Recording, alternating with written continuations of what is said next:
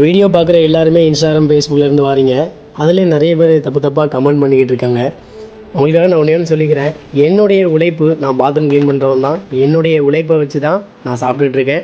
அடுத்தவங்க தயவுலையோ அடுத்தவங்க உழைப்புலையோ எதுவுமே நான் வாழலை. நான் எதுக்கு பிச்சை எடுக்கணும்? எனக்கு கடவுள் கொடுத்த கை கால் 2 இருக்குது.